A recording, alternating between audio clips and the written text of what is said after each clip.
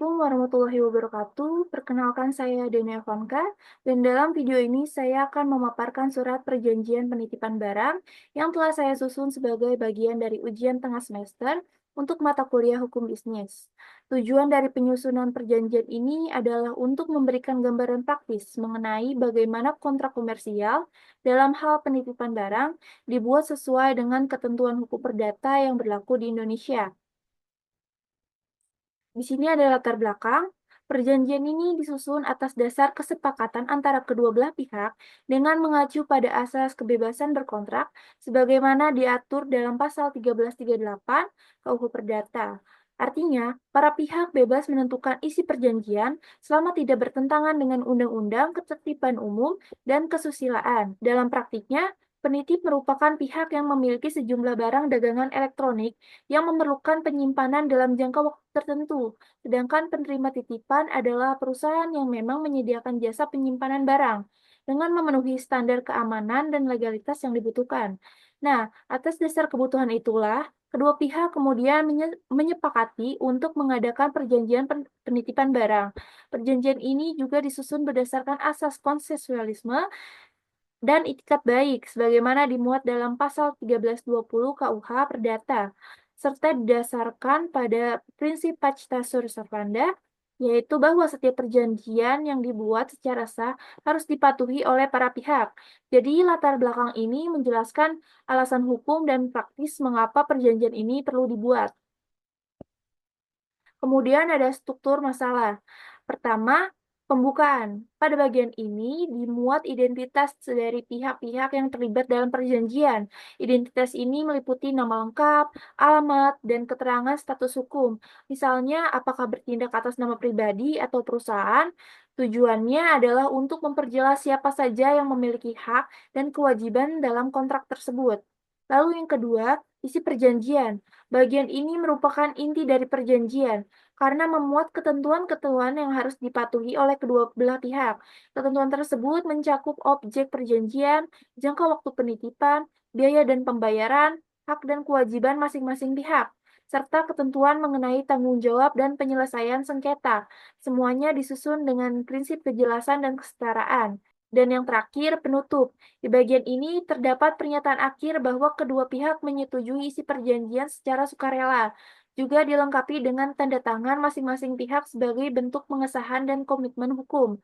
Struktur ini penting karena memastikan bahwa perjanjian tidak hanya lengkap, tetapi juga sah dan dapat dipertanggungjawabkan secara hukum.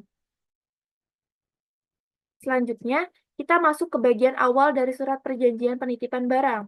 Surat perjanjian penitipan barang. Perjanjian ini dibuat dan disepakati pada hari Selasa, tanggal 29 April 2025 dan bertempat di Bekasi. Perjanjian ini melibatkan dua pihak, yaitu pihak pertama adalah Budi Prasetyo, seorang pengusaha yang berdomisili di Jalan Mangga 2, nomor 12, Jakarta Pusat. Dalam hal ini, beliau bertindak atas nama pribadi dan selanjutnya disebut sebagai pihak pertama atau penitip. Lalu, pihak kedua adalah sebuah badan hukum, yaitu PT Voltage Logistik Nusantara, yang beralamat di Jalan Raya Cakung nomor 88, Jakarta Timur. Perusahaan ini memiliki akta pendirian nomor 03 garis miring not garis miring 2020 dan diwakili oleh Bima Larasati selaku Direktur Utama. Dalam perjanjian ini, Dina bertindak atas nama perusahaan, yang selanjutnya disebut sebagai pihak kedua atau penerima titipan.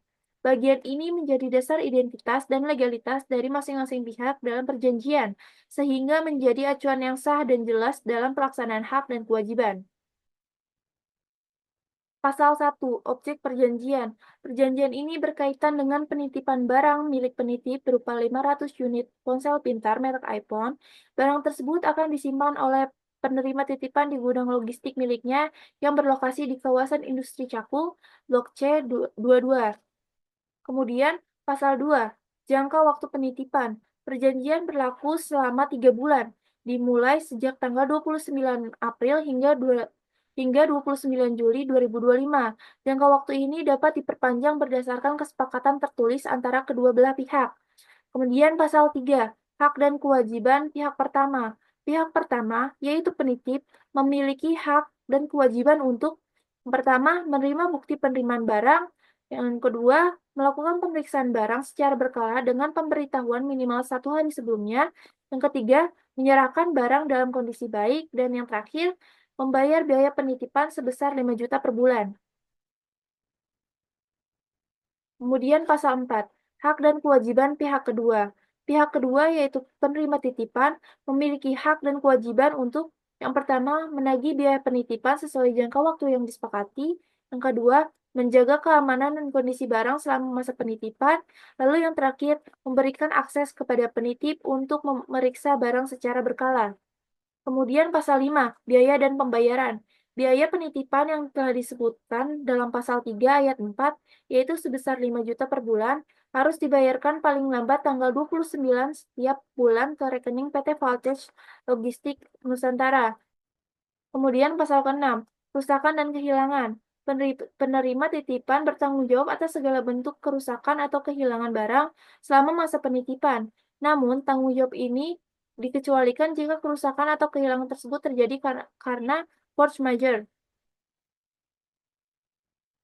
Kemudian, pasal 7, force majeure. Force majeure mencakup kejadian tak terduga seperti kebakaran, bencana alam, atau kerusuhan. Jika pihak manapun mengalami hal ini, mereka wajib memberi pemberitahuan tertulis dalam waktu 3 kali 24 jam.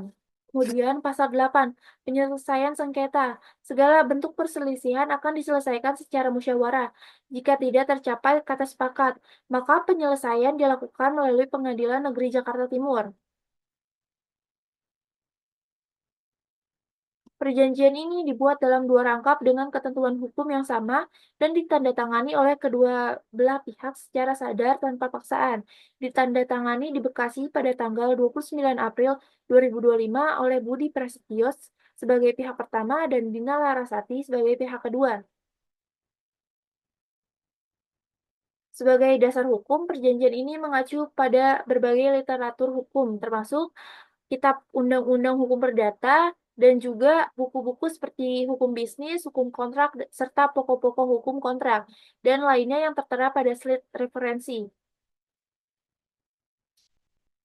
Demikian pemaparan saya mengenai surat perjanjian penitipan barang yang meliputi dasar hukum, latar belakang, serta identitas para pihak dalam perjanjian. Saya berharap penjelasan ini dapat memberikan gambaran yang jelas mengenai struktur dan unsur penting dalam sebuah perjanjian penitipan barang berdasarkan hukum perdata di Indonesia. Terima kasih atas perhatian dan waktunya. Wassalamualaikum warahmatullahi wabarakatuh.